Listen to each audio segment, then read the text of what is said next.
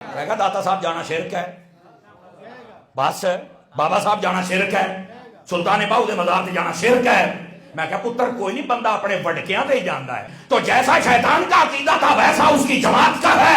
اہل سنت مبارک ہو تمہیں، کیونکہ معراج کی رات میرے نبی کا جب سفر شروع ہوا تو فرمایا پہلے میرے حبیب کو لے جاؤ حضرت موسیٰ کے مزار پر۔ تو میں نے کہا یہ کیا ہو رہا ہے بتائیے بھائی، اگر مزارات پہ جانا منع ہوتا تو میرے نبی، اٹھائیے مسلم اور بخاری احد والا چیپٹر اٹھائیے، میرے نبی کبھی بھی ہر سال احد کے شہیدوں پہ مزاروں پر نہ جاتے۔ اگر مزارات پہ جانا منع ہوتا بیٹا تو میرا نبی کبھی یہ نہ کہتا کہ قبرستان جایا کرو اور جا کے السلام علیکم یا اہل القبور کہا کرو، یہ میرے نبی کبھی نہ فرماتے۔ یہ تم نے عقیدہ کہاں سے گھڑ لیا مزاروں پر نہیں جانا؟ تم نے قرآن ہی پڑھا، اٹھاؤ 28واں پارہ، اللہ کیا فرماتا ہے؟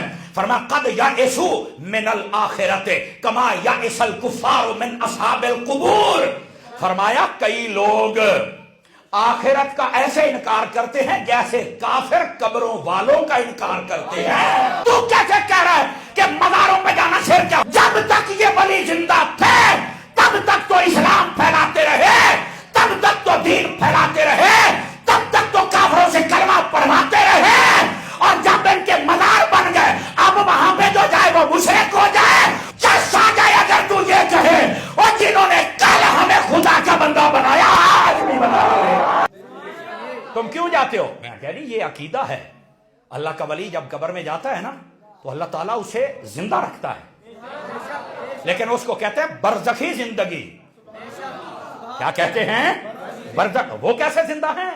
تو میں نے کہا شہید زندہ نہیں ہے، اگر زندہ ہے تو میں نے کہا نبی پاک نے ایک جہاد سے واپس آ رہے تھے، آپ نے یہ فرمایا تھا، آپ فرماتے ہیں ہم چھوٹے جہاد سے آ رہے ہیں، بڑے کی طرف جا رہے ہیں۔ پوچھا گیا یا رسول اللہ یہ چھوٹا جہاد ہے جس میں تلواریں چلی، جس میں بازو کٹے، جس میں گردنیں کٹی، جس میں لوگ شہید ہوئے؟ فرمایا ہاں یہ چھوٹا ہے۔ فرمایا اس سے بڑا کون سا ہے؟ فرمایا جب بندہ اپنے نفس پر تلوار کو چلاتا ہے، اپنے آپ کے ساتھ جہاد کرتا ہے، یہ نفس کہتا ہے گناہ کر، ہم کہتے ہیں نہیں کریں گے، نفس کہتا ہے قتل کر، ہم کہتے ہیں نہیں کریں گے، یہ نفس کہتا ہے نمازیں چھوڑ، ہم کہتے ہیں نہیں چھوڑیں گے۔ فرمایا جب اپنے اندر کے کتے کے نال لڑنا ہے نا یہ بڑا جہاد ہے۔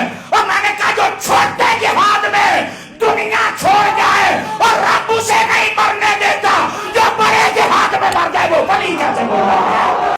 وہ جی تم مزاروں پہ جاتے ہو تو وہ تو مر نہیں گئے ہیں۔ میں کہا یار یہ تو تین دسیا ہے بھی انہاں کیتا بڑا جہاد، موت دا ذائقہ ضرور چکھیا ہے، ذائقہ سارے ہی چکھنا ہے، ذائقہ ہوندا اونی دیر تائیں ہے جنی دیر تے بندہ قبر چ نہیں جاندا۔ قبر چ جان دی ٹھلے موت ہونی اپنے گھر تے اہیں اپنے گھر۔ او بھائی اعلی حضرت صاحب نے فتاوی رضیہ میں یہ حدیث لکھی، کئی جگہوں پہ لکھے، فرمایا انما خلقتم للابد، فرمایا تم ہمیشہ ہمیشہ کے لیے پیدا کیے گئے ہو۔ کیا مطلب ہے دا؟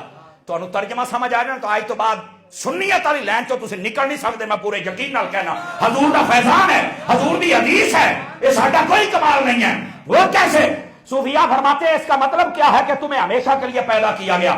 فرمایا دا مطلب ہے اللہ نے جب عالم ارواح میں روحوں کو پیدا کیا تو یہ روحیں وہاں زندہ تھی، پھر حضرت آدم علیہ السلام کی پشت میں رکھا تو یہ وہاں زندہ تھے، پھر اس انسان نے جگہ بدلی، یہ اپنی باپ کی صلب میں آیا، یہ وہاں زندہ تھا، پھر اس نے جگہ بدلی، یہ اپنی ماں کے پیٹ میں آیا، پھر یہ یہاں زندہ تھا، پھر اس نے جگہ بدلی، یہ دنیا میں آیا، یہ یہاں زندہ تھا، پھر یہ جگہ بدلے گا، یہ قبر میں جائے گا، یہ وہاں زندہ ہوگا، تبھی تو سوالوں کے جواب دے گا، پھر وہاں سے جگہ بدلے گا، یہ میدان محشر میں آئے گا، اور اگر درود و سلام پڑھتا ہوا، عاشق سچا ہوا، میلاد مناتا ہوا، تائیدہ ختم نبوت کے نعرے لگاتا ہوا مصطفیٰ کے ساتھ جنت میں جائے گا، وہاں بھی جنت ہی ہے۔